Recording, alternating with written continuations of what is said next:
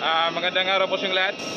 Good morning po. So, kumusta po kayo ngayon? Lahat ng mga viewers ko dyan, lahat ng mga nanonood ng mga video ko, kumusta po kayo ngayon? So, ngayon po ay April 7 po ngayon, 2021. So, ngayon po, nandito po tayo sa Tacloban Desert Airport. Ako po ay naka-on duty ngayon. Ako po ay isang security guard dito. So, gusto ko lang ipaalam sa inyong lahat, no, na dumating na po yung vaccine, no, dito sa Tacloban Desert Airport. So karating lang, ilang minuto lang yung nakalipas, saka umalis na po.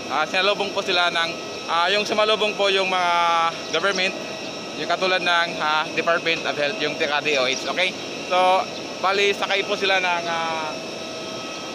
sakay po yung vaccine ng Cebu Pacific Airlines. So ngayon dumating lang mga alas 11 ng umaga ngayon dito sa Tacloban Desert Airport. So dumating dito sa lugar namin sa Region 8, Leyte Samar, Philippines. Okay, so hindi ako nakapag-vlog ng maayos kanina dahil duty pa ako. Nakakahiya naman na isabay ko sa pag-vlog yung trabaho ko.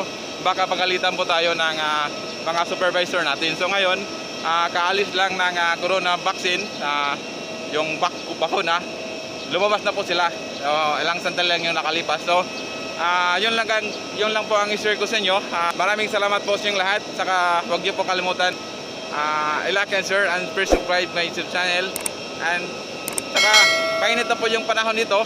Mainit talaga yung panahon, pero kahit mainit yung panahon, patuloy pa rin tayo ng magbigay ng kunting kalaman, impormasyon sa inyong lahat, para ipaalam po sa inyo impormasyon na kahit hindi naman tayo, kahit maliit lang impormasyon, importante na pagbigay tayo ng impormasyon sa inyong lahat. Okay, so yun lang po yung share ko sa inyo. Bye po sa inyong lahat. Thank you for watching. Bye po.